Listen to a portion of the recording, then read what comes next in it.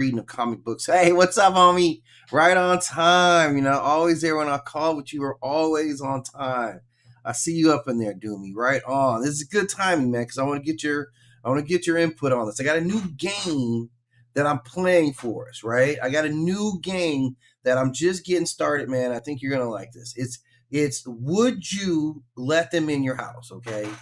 So the game is simple, man. Like, would you let them in the house, right? Like, I'm gonna give you my criteria, and I'm gonna go over it right now, so you can see I got 7 things that are gonna determine whether I let them in my house.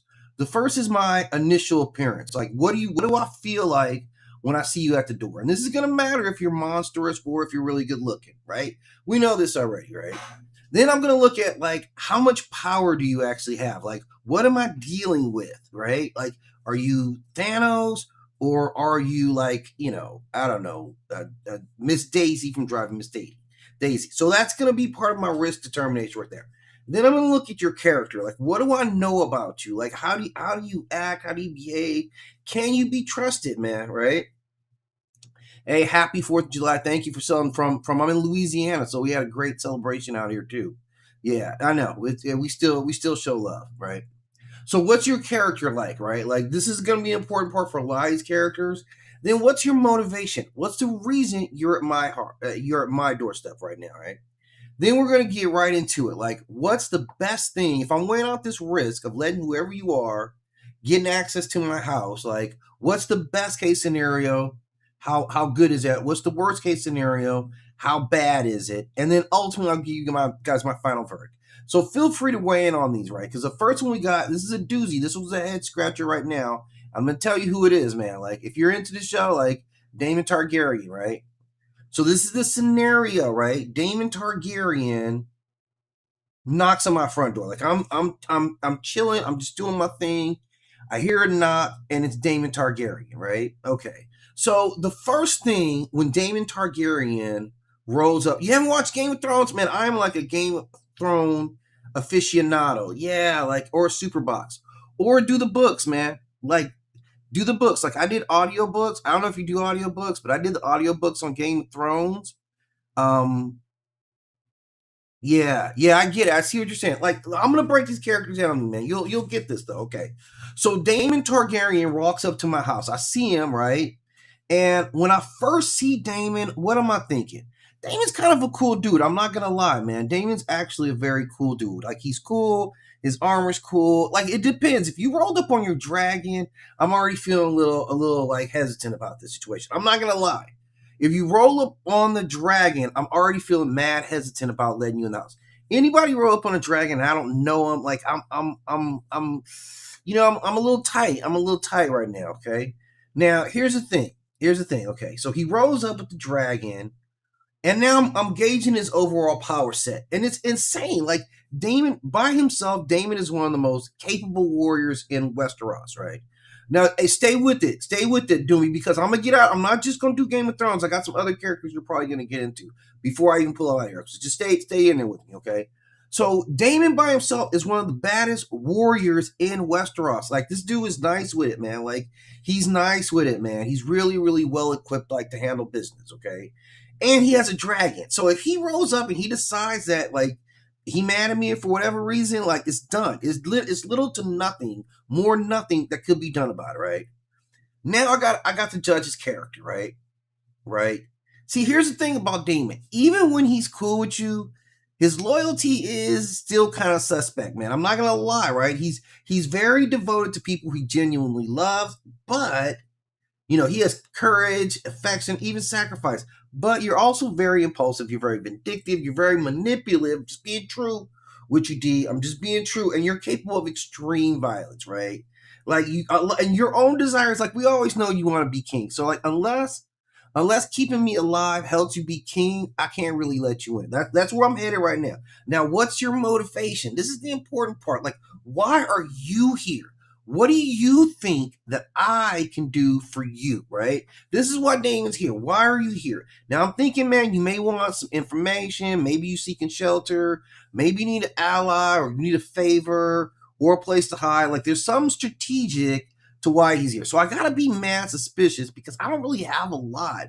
I don't know a lot about Westeros that don't nobody else know, right? Like, just being honest, like I feel like I'm deep in Westeros, but I don't really know anything that other people don't know about Westeros. So I'm mad suspicious. So what's the best case scenario? The best case scenario is Damon comes over and I'm like, what's up, homie? We kick in, we pound up, plays up a little bit, right? And we're cool. And this is a huge win because now I got an ally with, yeah, maybe he wants a soup. Like, you never know, right? Like 100%. So if I'm down with him, now maybe I got an ally who has a dragon, right? And Caraxes is one of the dopest dragons that's out there. Let's be 100 about Caraxes. Like, out of all the dragons there, Caraxes would be the one I'll be like, yeah, that's my dragon right there. Like, out of all of them, Caraxes is the dopest one, right? So, in that standpoint, it could be very good. And I would love to be like, if I'm cool with you, am I cool with Caraxes? I'll be like, hey, what up, Caraxes? What up, Caraxes? Right? And like, Caraxes would be cool with me too, right? This is what I'm hoping for, right? Now, the worst case scenario is absolutely terrifying. It's absolutely terrifying on like the highest level because, like, we already know, man, Damon just attracts conflict. Even if he's not looking for it, trouble just be following right behind Damon. Just like whatever, trouble man coming, right? So, like, even just like, I say I like Caraxes, but I don't really want Caraxes like tearing up my front lawn and all that, man. Like, I got a little dog, so you know what I'm saying? Like, I really can't have you around here, but so it could be really bad. So I weighing this out, uh, do I let Damon Targaryen into the crib? I think reluctantly. Not because I trust him, not because he's safe, because Damon's one of the people who, like, telling him no, that could be a worse problem, right? Oh, I got a couple of, like, my dogs are rescue dogs, man. So I don't even know. Like, one of, like, they're both kind of part Chihuahua. And after that, man, I don't even know. And they look different. One's like short and fat. I think he's got like some terrier in him. And one's like tall and kind of skinny, right? He looks more like a runner, right? He looks like the RCA dog. If you ever remember the old RCA commercials with like the black and white spots, that's what my dog looks like, which is probably why I picked him, because I used to love RCA stuff back in the day, right? So yeah. Yeah, you'll hear him like, no, the smaller one's an absolute nightmare, man. He bites everybody. Like the smallest one, like he has bitten everybody that we know. I'm not joking. Like my mother, our old cousin lived across the street, like our lawn guy, like everybody. He's like Cujo, except he's little, right?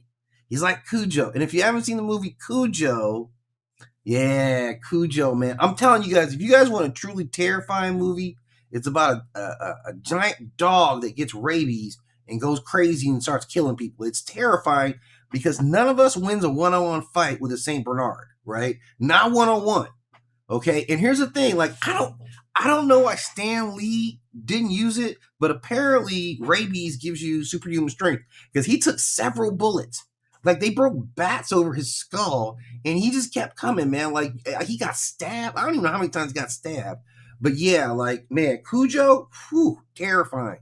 Terrifying. I watched it as a child myself, so I was scared. And that kid, man, I have questions. There are some child safety laws over the actor in that movie, man. Because I'm telling you, I don't think they told him that this was a movie. I think this kid thought this shit was real because he's like trapped. Like, I'm sorry. Okay, the premise is that this kid and his mom are trapped in this Pinto, which is you guys probably don't know about Pintos. They went away a long time. It is like Cocaine Bear, right? But cocaine makes sense. It makes sense that you get cocaine and you get superpowers. It doesn't make sense that you get rabies and you get superpowers, right? So anyway, like, the whole premise is that him and his mom are trapped in this Pinto, and it's hot. Like, the car won't start and it's hot, and the dog keeps attacking them, and like the door handles are broken off. Like, all this stuff is terrifying. And so the little boy spends like a day, like, just in the car, just screaming, right? And I'm telling you, unless this child was the greatest actor of all time, I don't think he knew what was going on. And it was that kid, his name was, I don't know what this kid's name was, but he was on that show with Tony Danza, like Tony Danza's famous show from back in the day. I don't know the name of that either. I don't even know that show either. It was Tony Danza's show. What was it called? Was it Who's the Boss?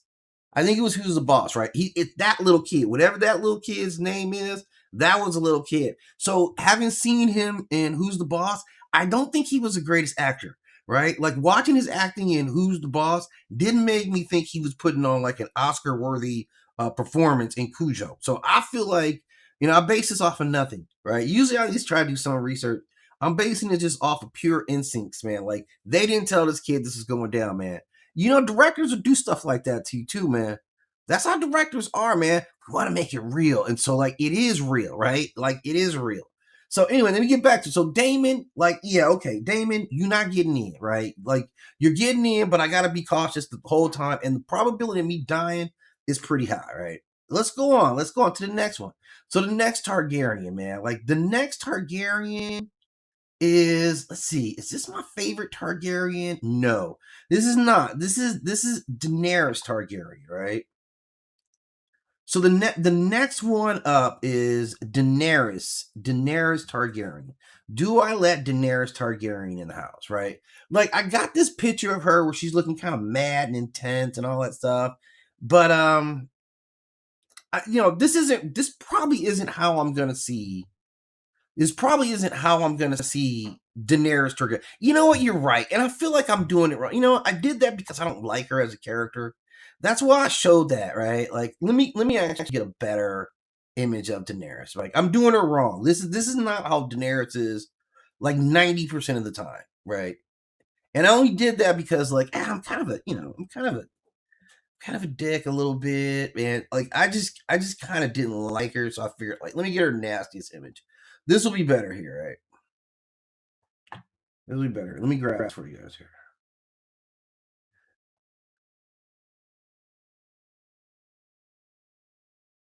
All right, let me save this thing here. Where am I saving you to? Ba-da-da-da. All right, I'm sorry. I gotta go to my other folder now to pull this up, but it'll be worth it. But really, I'm glitching out. Oh, you know what? Oh, you know what?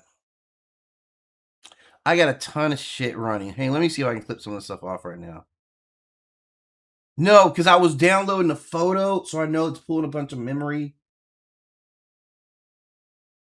Let me close some of this stuff out here. You know how it is. Like, I've been editing. I've been doing a bunch of stuff, and I just didn't reboot like I should have. Let me close a bunch of stuff out. Oh, man. I had, like, video editing programs open. Like, 2 different video editors open at the same time, which is ridiculous on my part. All right. That should make it, that should get it more stable. It shouldn't be processing as much. Okay. All right. Let's check this out. Okay. So, all right, let me give you a more, like, appealing image of Daenerys Targaryen, right? Because she's actually, like, the character. Like, I like the actress who played her. She would go on and play Sarah Connor, like Emil, whatever her name is, or Emil, whatever, right? But she's pretty good. And, like, the character Daenerys, they do for most of her screen time, it's like a fashion show for her, right? It's always like her in different dresses with her hair up. So you do get this character that, like, yeah, she's a beautiful character and you understand it. So I didn't want to, like, cheat too much and show this, like, mean image of her. Man, it looks like it's gonna rain out here. I didn't want to do that when that's not her most of the time, right? Like, this is what we see most of the time. So most of the time in most of the images, when she rolls up, yeah, she's not a lot nicer there. And I do feel like she has a tough, like the one I showed, like, that's her crazy. Like, she's already crazy by that time, right? So I probably would, based on the images here, like, honestly, like, Daenerys is kind of a nice one until she's completely crazy. Like, I saw that she was gonna be completely crazy, and so I was kind of building to it, but yeah, it took a little while. Oh man, it's 35. Yeah, we got a, like, that's the thing. We got a warm one today too, and we're still gonna get rain, right? Like, it's hot and rainy. That's what like, the wind's starting to kick up and all this stuff now. Yeah, it's off the hook out here. Like, we've been getting that weather, man. I've been dealing with it. But man, I'm gonna tell you guys, like, oh man, I can't throw this in there. I can't throw in there. I'm not even gonna talk about this. Okay, let me get back to Daenerys because I'll get off track real quickly. So if I see Daenerys at the door, yes, I'm answering the door. That's 100%. Now, when I start evaluating her power, this is a problem, right? Right? She commands armies. dragons, political movement, fucking Dothraki, crazy Dothrakis running behind her. So like, as far as an individual, she's got power, man. Like, so I'm already at that. Like, I'm already at that. Okay. And here's the thing, like, man, if she's like, you're gonna have to bend the knee, I'm gonna have to bend the knee. It just is what it is, man. Like, because I know what she's gonna do already, right? That's what she is. Now, on character, on who she is, like, man, like they'll tell you a couple of stories about Daenerys Stormborn, man. I don't know which ones we should believe, but I'm gonna tell you, I don't believe all of them. And I watch every minute of that, man. They call her she frees slaves, like the breaker of chains, right? She protects the vulnerable. She tries to create justice. She shows mercy until she doesn't, right? She's all those things until she's not those things anymore. And that's just how quickly she could go. She believes that she knows what's right for everyone, right? So she's a little off. And once she reaches a conclusion, opposition, look, it gets bad. Like, it's really bad. This is where she's dangerous. Her greatest strength and her greatest weakness is the same, is that she thinks she's saving the world. Like, she really does. She be believing her stuff. And so anyone who steps in front of it, like, man, like, I would just, like, fortunately, she can be lied to. I'd be like, yeah, I'm bending the knee.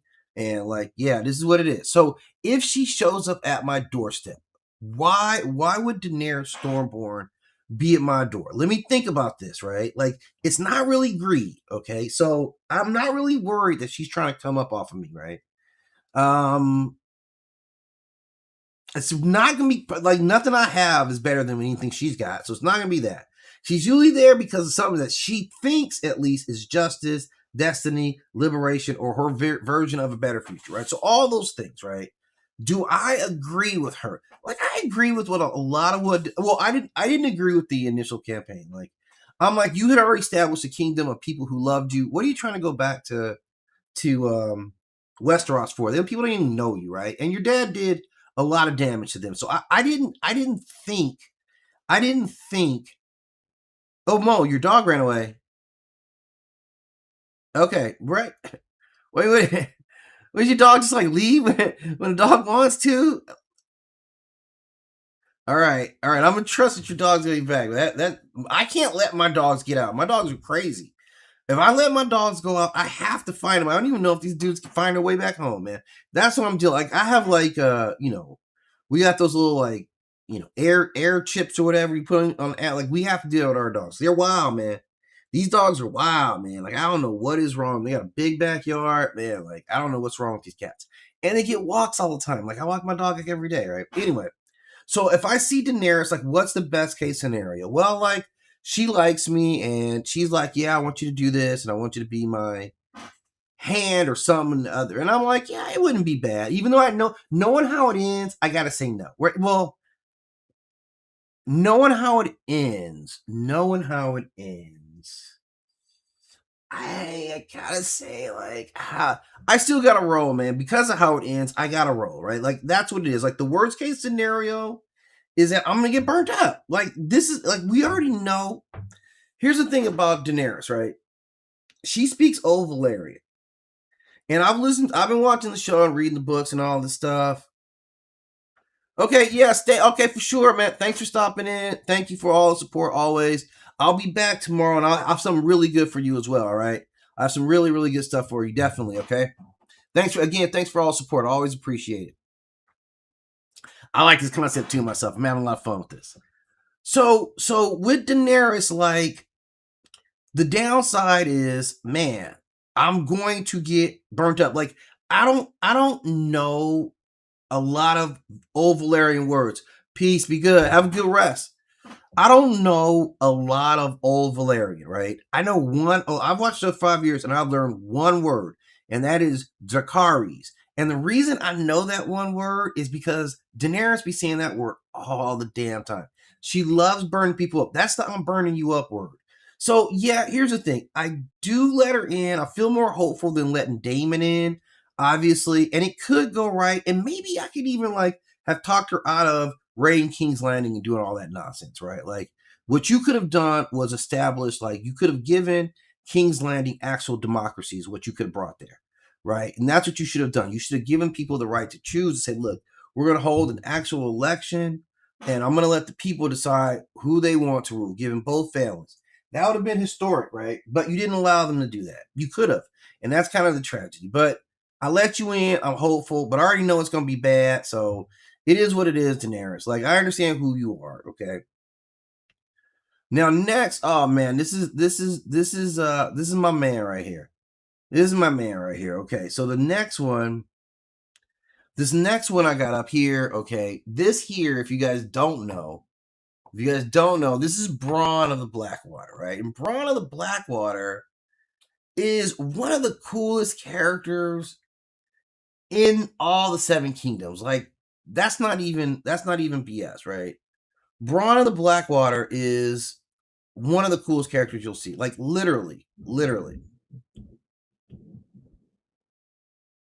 And the reason I like Bronn is he's hella funny. Like he's highly skilled. He's hella funny. He's with Tyrion. He splits time between Tyrion and Jaime. So if Bronn of the Blackwater shows up in my house, how am I feeling about this? Right? Bronn is likable, right? Bronn is likable, right? Bronn is likable. Like I get that he's cutthroat, so if there's some business to be done, but if he's just like, I'm showing up here, it may be a good deal. So if I see Bronn, he's likable. I can talk shit with Bronn. I'm not an asshole. So a funny guy like him, he's not noble, he's not even honorable, but he's just honest, right? Like Bronn, I can respect Bronn. So if he comes around like I'm seeing, he's funny, he's practical, this is a confident dude. Like I'm all right with Bronn.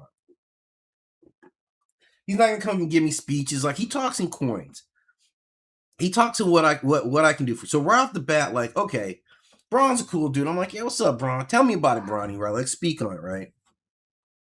Now he isn't a king. He isn't a dragon rider. He isn't a wizard. But he's something more relatable. He's a survival. I mean, he'll kill you, right? He's a highly skilled fighter. He's got armor. He's really or light armor. He's nice with it, man. Like he knows how to kill people. So he doesn't have necessarily a lot of power, but he's very dangerous. So he's like a dangerous dude. So I got to be mindful of that if I'm taking him in as potentially a friend or ally or as an enemy, right? Like I got to be conscious of this, right? Now his character is pretty simple. Like some people look at Bronn, be like he's a selfish dude. I just call that being regular, right? He's just a regular ass dude to me, right? Let me close this here. It's totally raining out here, by the way. So it's all dark outside. Who knows? It's gonna change my lighting, but so this is Bronn's very nature, right? Bronn's very nature is like he's a regular dude. I'm trying to get this money. What's up, man? You got some gin? Like, I don't know what they drink. He's probably drinking meat or something like that. But so let's say that we get Bronn, and character wise, he can be negotiated with. He probably come to me with an honest deal that he intends on holding up because I believe he's going to be there for a reason. Which brings us to the fourth point, which is motive, right? So he's either there because of some money about to exchange hands, something geared towards absolute survival, or he sees an opportunity, right? So he rarely gets more complicated than that. So okay, here's the thing. When you get here, you're probably gonna want something to eat, something to drink, and maybe he's trying to stay right. You're not staying at my house. You're not staying out. You're not sleeping on my sheets. Like, come on, man. I know you're not bathing all that often, but all the other stuff is cool. Let's sit it down. Best case scenario, right? Bronn ends up being a cool dude. I get some cool stories. Maybe we play some games, right? He's he can teach you how to fight, right? He did it for a charge. He'll teach you how to fight. You can definitely hire him to go beat people up for you, kill people for you. So he's nice to have around. The worst case scenario, he's here to kill me. That's it. Like I'm running afoul of somebody who he's down with, and now killing me, put some coin in his pocket. And he can be friends with you even after we've been friends. He can still be like, yeah, man, I got paid to kill you, man. So I'm just gonna have to go and run you that life. That's kind of how he is. Like you're always cool until you're not the highest bidder. He may even feel bad about it. He may even feel a certain way about it, but like, man, it is what it is, though. It's just business, homie. I just got to do it. So that's how it is with Bronn. So does Bronn get to my house? Yeah, he gets into my house as long as my wife ain't here. And, he's not going to be like I'm morally superior. He's like a regular dude. Like he gets it. I kind of understand what motivates him. I kind of know where his values are. He ain't just going to kill me just because. Like, but as long as no one is paying him to kill me, I probably don't really have to worry about it. Like, as long as I'm doing honest business with him, and like I'm an honest person, so that's where it's gonna be at for me. So even with Braun, I can let you in the house. I'm gonna be real cautious with you. I don't think you're a thief or anything like that. You don't seem to be a thief to me, so I don't know if I have to watch any of my coins around you. But as long as nobody's paying you to kill me, I feel like you're gonna be all right to be around. Okay. All right, now the next one. Okay. Totally off topic, right? Totally off topic. Totally changing the whole dynamics of this. Okay. The whole dynamics of this now is we have Vigo the Carpathian shows up at the door, right? And I got to make a decision on whether I'm letting Vigo the Carpathian in. Okay. Now, running the normal scenarios, like right off the bat, I feel a strong no, right? I feel a very strong no, right? But here's the thing, man. When this dude shows up at your house, he ain't just a dude showing up at your house, right? This is a dude who's showing up as a problem. This is a dude that if he shows up at your house, this ain't the only time you're about to see this dude, man. Like, really, he's a supernatural problem, right? Like, he really, really is at the highest level. This guy is, masterful. When you're like, why all of a sudden is it cold in here? You know what I'm saying? Like, he changes the temperature in your domicile by showing up. Like, that's who he is. So, my first impression of this cat is right off the bat terror, man. I'm not gonna lie, man. When I see this dude, you wearing your ice grill, it's very effective, by the way. You got on armor. You got to stare down. Like, you look like, yeah, I'll be conquering whole continents. What's up? I'm about to conquer up over here, like right now. That's the vibe that he gives off me. Knowing what I know about him, I've seen all the movies. There's absolutely no way that he rose up and I'm like, oh, this should be cool. Like, what's going on, my friend? There's no way that happens, right? So this is where you coming from right off the bat with me, Vigo. Like, I'm just gonna be really, really honest. Like, we're starting on. It's gonna take a lot to get me back to where I'm like, yeah, come on in, let's talk about it for a little bit. Let's chop it up. This is where it is, right? Now I got to start evaluating this guy. Like, again, what's rule 2? Like, let's learn the rules here, guys. Like, there's rules to evaluate. You can use these rules for regular people too. Don't just be letting regular people come in your house when you don't know them. Evaluate the rules. Like, how powerful are these people that you're about to let in your house? Can you take this person one on one? Because if I can't take you one on one, then I'm like, yeah, you might not be able to come up in here, man. I gotta make sure I'm safe through all this, right? And when I look at Vigo the Carpathian here, man, like Ghostbusters showed us, this dude's no joke, man. This is going to be problematic. He's a powerful sorcerer. He's a tyrant. Like, and you don't just stop being a tyrant. If you're a tyrant over there, you're probably trying to be a tyrant over here too. That's just what I know. I don't actually know anyone who is a tyrant. I'm simply saying that that's kind of how I would visualize it. You're also a ghost, right? And you're not just a ghost. You're a ghost who's capable of possession and you're able to influence emotions. Remember when they're getting mad when Ray and Venkman were getting ready to fight, right? Because like he control emotions. So like you don't like you're supernatural, and I can't be nowhere around you. Like if you show up at the crib, I leave. Right? Like I don't know if you'll allow me to open the door as I leave, or there's any, but whatever happens, if you're there, I'm not there anymore. Like this is where I'm coming from. Okay.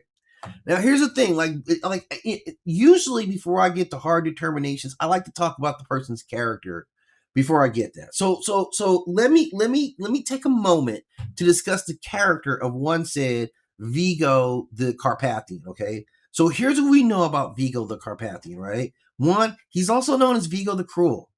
Okay, one of his other nicknames is Vigo the Torturer.